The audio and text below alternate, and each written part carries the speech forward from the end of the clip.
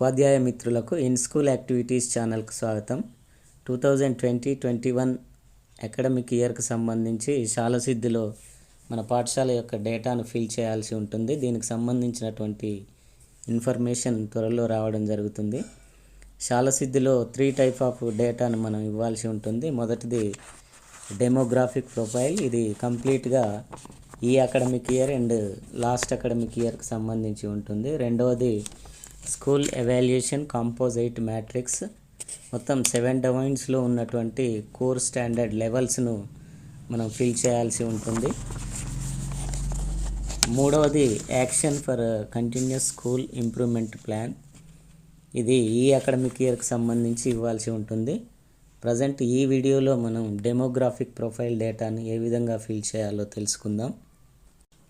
ఈ డేటాను ఫిల్ చేయడానికి మీ మొబైల్లో shalasiddhi.niepa.ac.in అని టైప్ చేసి సెర్చ్ చేయండి. శాలసిద్ధి వెబ్సైట్ కనిపిస్తుంది, ట్యాప్ చేయండి. శాలసిద్ధి యొక్క వెబ్సైట్ ఓపెన్ అవుతుంది. ఈ పేజీని కంప్లీట్గా డెస్క్టాప్ మోడ్లోకి చేంజ్ చేయాల్సి ఉంటుంది. రైట్ సైడ్లో ఉన్నటువంటి 3 లైన్స్ ట్యాప్ చేసి డెస్క్టాప్ సైట్ సెలెక్ట్ చేయండి. పేజ్ కంప్లీట్గా డెస్క్టాప్ మోడ్లోకి మారడం జరుగుతుంది. సో ఇక్కడ లాగిన్ విండో కనిపిస్తుంది. మన పాఠశాల యొక్క యూడైస్ కోడ్ అండ్ పాస్వర్డ్ ఇవ్వడం ద్వారా మనం శాలసిద్ధిలోకి లాగిన్ అవ్వాల్సి ఉంటుంది. ఇక్కడ మీ యూడైస్ కోడ్ అండ్ మీరు ఫస్ట్ రిజిస్టర్ చేసుకున్నప్పుడు ఇచ్చినటువంటి పాస్వర్డ్ ఇచ్చి సబ్మిట్ చేయండి. డాష్ బోర్డ్ అయితే ఓపెన్ అవుతుంది. ఇక్కడ రైట్ సైడ్లో ప్రొఫైల్ కనిపిస్తుంది. ఏదైనా హెడ్ మాస్టర్ ప్రొఫైల్ మార్చాలనుకుంటే ఆ సెక్షన్లోకి వెళ్ళాల్సి ఉంటుంది. లెఫ్ట్ సైడ్లో మెనూ కనిపిస్తుంది. ఈ మెనూని సెలెక్ట్ చేసుకోవడం ద్వారా మనం అయితే డేటా ఫిల్ చేయడానికి అవకాశం ఉంటుంది. ఇక్కడ ఈ స్క్రీన్లో గమనించినట్లయితే అన్ని గ్రీన్లో రైట్ మార్క్స్ ఉండడం జరిగింది. సో ఇక్కడ గ్రీన్లో రైట్ మార్క్ ఉన్నట్లయితే డేటా ఫిల్ చేయడం కంప్లీట్ అయినట్టు, ఆరెంజ్ కలర్లో ఉన్నట్లయితే ప్రోగ్రెస్లో ఉన్నట్టు, ఇంటూ ఉన్నట్లయితే నాట్ స్టార్టెడ్, క్రాస్ ఉన్నట్లయితే నాట్ అప్లికబుల్గా మనం భావించాల్సి ఉంటుంది. సో ఇక్కడ డేటా ఫిల్ చేయడానికి ఇన్స్ట్రక్షన్స్ అయితే ఇవ్వడం జరిగింది. సో ముందుగా ఇన్స్ట్రక్షన్స్ ఒకసారి జాగ్రత్తగా రీడ్ చేయండి. సో ఇన్స్ట్రక్షన్స్ చదవడం ద్వారా డేటాను చాలా సులభంగా ఫిల్ చేయడానికి అయితే అవకాశం ఉంటుంది. నెక్స్ట్ లెర్నర్స్ సంబంధించినటువంటి డేటాను ఇవ్వాల్సి ఉంటుంది. Learners profile and learning outcomes సెక్షన్లోకి వెళ్ళినట్లయితే సో ఇక్కడ మొదటగా డెమోగ్రాఫిక్ ప్రొఫైల్ 2020-21కి సంబంధించి డేటా ఇవ్వాల్సి ఉంటుంది. ఇక్కడ కేటగిరీ వైజ్గా as for our child info ప్రకారం మనమైతే మన ఎన్రోల్మెంట్ డీటెయిల్స్ ఇవ్వాల్సి ఉంటుంది. SC, ST, OBC, general, minority categories వైజ్గా ఆయా కేటగిరీలో మన పాఠశాలలో ఎన్రోల్మెంట్ ప్రకారం ఎంతమంది పిల్లలు ఉన్నారనేది ఇక్కడ మనం డేటా ఇవ్వాల్సి ఉంటుంది. బాయ్స్, గర్ల్స్ కలిపి ఈ డేటాను మనం ఫిల్ చేయాల్సి ఉంటుంది.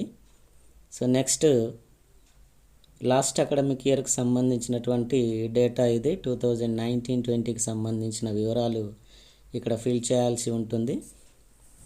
యాన్యువల్ అటెండెన్స్ పర్సంటేజెస్ ఇక్కడ ఇవ్వాల్సి ఉంటుంది. క్లాస్ వైజ్గా 1 to 5th class, high schools వాళ్ళైతే 10th క్లాస్ వరకు ఇవ్వాల్సి ఉంటుంది. సో ఒక్కో క్లాస్లో బాయ్స్, గర్ల్స్కి సంబంధించి అటెండెన్స్ను మనం వేరువేరుగా క్యాలిక్యులేట్ చేసి ఇవ్వాల్సి ఉంటుంది. ఇక్కడ ఒక ఫార్ములా అయితే ఇవ్వడం జరిగింది.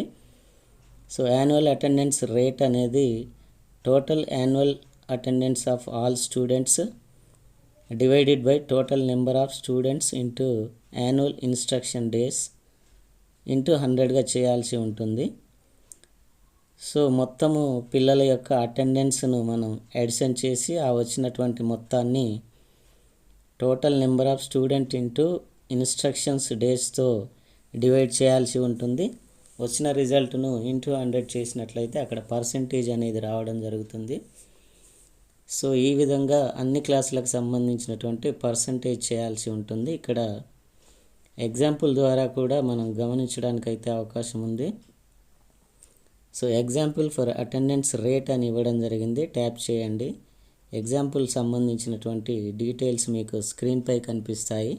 సో లెర్నర్స్ ప్రొఫైల్, లెర్నింగ్ అవుట్కమ్స్కి సంబంధించినటువంటి నెక్స్ట్ స్క్రీన్ ఓపెన్ అవుతుంది. ఇక్కడ total number of working days 220గా ఇవ్వడం జరిగింది. Number of boys 30, total annual attendance of boys 6200గా తీసుకోవడం జరిగింది. ఓన్లీ బాయ్స్ డేటాని ఇక్కడ ఎడిషన్ చేయడం జరిగింది. అదేవిధంగా గర్ల్స్ 20 అటెండెన్స్ 3650గా తీసుకోవడం జరిగింది. Total enrolment in class 50 attendance 9850గా తీసుకోవడం జరిగింది. ఇక్కడ బాయ్స్ అటెండెన్స్ రేట్ తెలుసుకోవడానికి టోటల్ యాన్యువల్ అటెండెన్స్ ఆఫ్ బాయ్స్ను total number of boys into 220తో డివైడ్ చేయాల్సి ఉంటుంది. వచ్చినటువంటి రిజల్ట్ను ఇంటూ 100 చేయాల్సి ఉంటుంది. అప్పుడు బాయ్స్ యొక్క పర్సంటేజ్ అనేది రావడం జరుగుతుంది. సో యాజ్ ఇట్ ఈస్గా గర్ల్స్ అటెండెన్స్ కోసం టోటల్ యాన్యువల్ అటెండెన్స్ ఆఫ్ గర్ల్స్ను total number of girls into 220తో డివైడ్ చేసి 100తో మల్టిప్లై చేయాల్సి ఉంటుంది. సో ఇక్కడ గర్ల్స్ యొక్క అటెండెన్స్ రావటం జరుగుతుంది. సో ఇదే వేలో క్లాస్ టోటల్ అటెండెన్స్ పర్సంటేజ్ చేయాల్సి ఉంటుంది. క్లాస్ అటెండెన్స్ రేట్ కనుక్కోవడానికి total annual attendance divided by total number of students into 220 వచ్చినటువంటి రిజల్ట్ను 100తో మల్టిప్లై చేయాల్సి ఉంటుంది. సో ఈ విధంగా చేసినట్లయితే క్లాస్ యొక్క టోటల్ అటెండెన్స్ రేట్ రావడం జరుగుతుంది.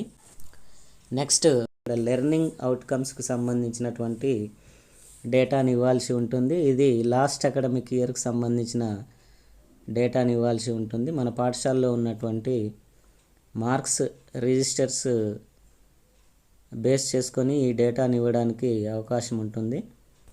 లాస్ట్ అకాడమిక్ ఇయర్లో మనం క్యాలిక్యులేట్ చేసినటువంటి యాన్యువల్ డేటాను ఇక్కడ ఇవ్వాల్సి ఉంటుంది. క్లాస్ వైజ్గా ఒక్కో క్లాస్లో less than 33, 33 to 40, 41 50, 51 to 60, 61 to 70, 71 to 80, 81 to 90, 91 to 100 రేంజ్లో ఒక్కొక్క రేంజ్లో ఎంత శాతం పిల్లలు ఉన్నారనేది ఇక్కడ ఇవ్వాల్సి ఉంటుంది.